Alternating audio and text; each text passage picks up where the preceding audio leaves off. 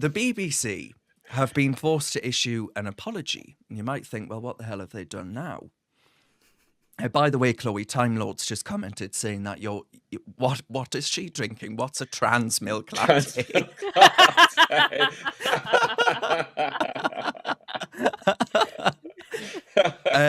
Anyway, the BBC, they've issued an apology, right? And they've been forced to do this because in an article, they described Reform UK as far right. Now, this article said, the apology, said, in an article about the Liberal Democrats Spring Conference, we wrongly described the political party Reform UK as far right when referring to polling.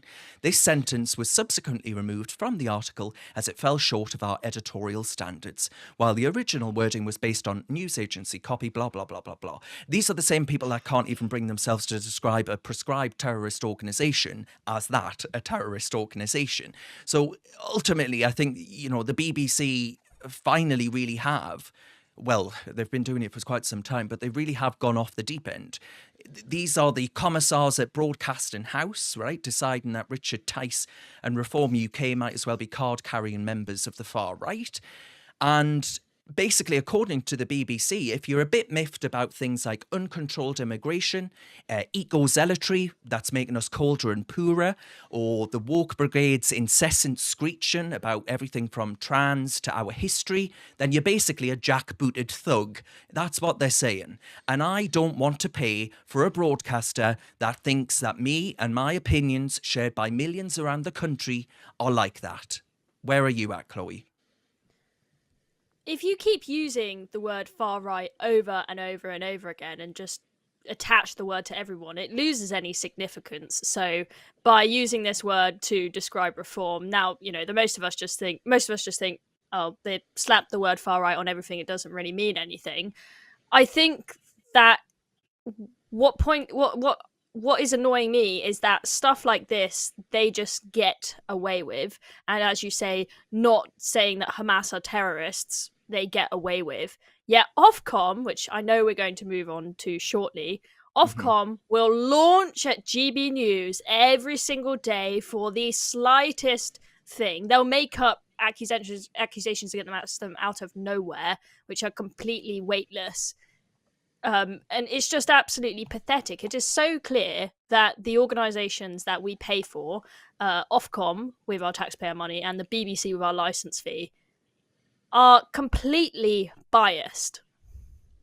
Yeah, I mean, Alex, this is the same BBC, of course, that spent years trying to actually, well, in my opinion at least, it was doing everything it could to push back against a vote for Brexit, right? It's been obsessing over skin colour. We've all got white privilege, even pushing those messages to our children and coddling anti-Semites who don't think Hamas are terrorists. I mean, this is a case of pot meet kettle if they think Richard bloody Tice is some kind of extremist, isn't it?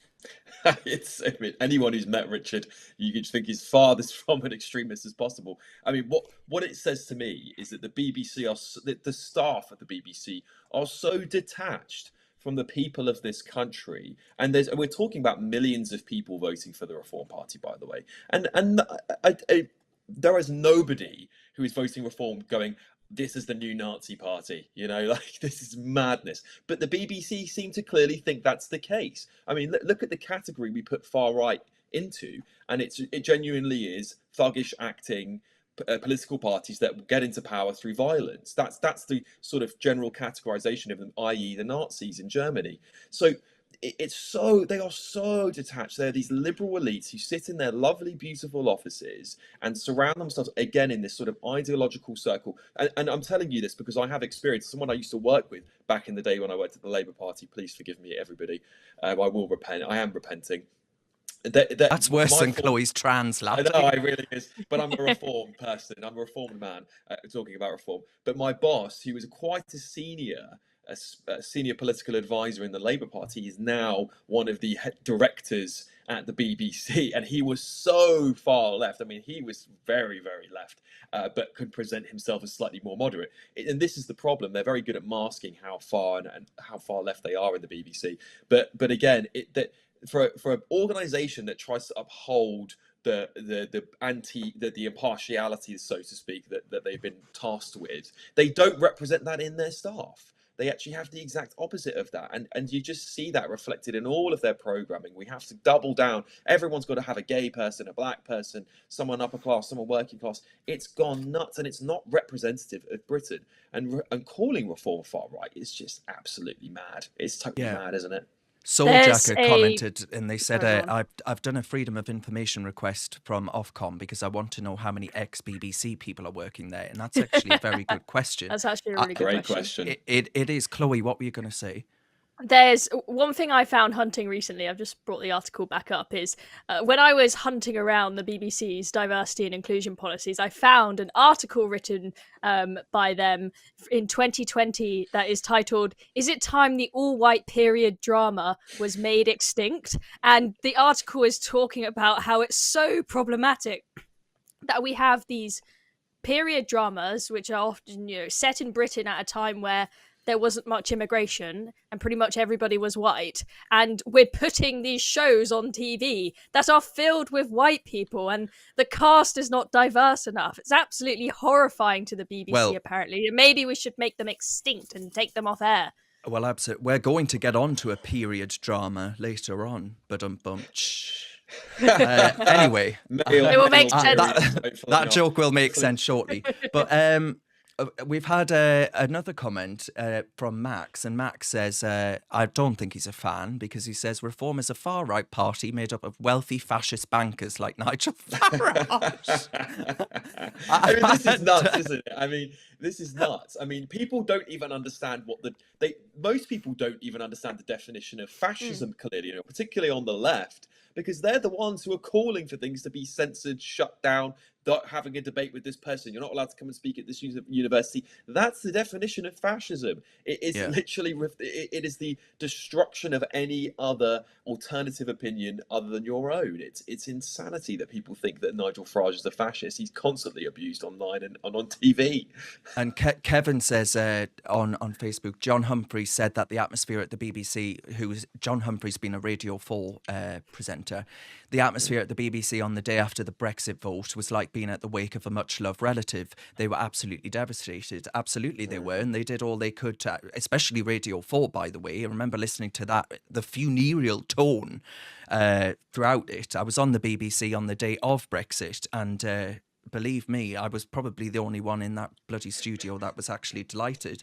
But it was quite something. But I would just end this by saying that I think the obsession with the bogeyman of the far right actually dilutes what it actually means to be someone on the extreme right or the extreme left, right? Who, as you mentioned, Alex, would resort to violence to achieve their aims, etc., etc. We just had some bloke arrested for wanting to bomb people in the name of eco-extremism and in the name of far-left terrorism.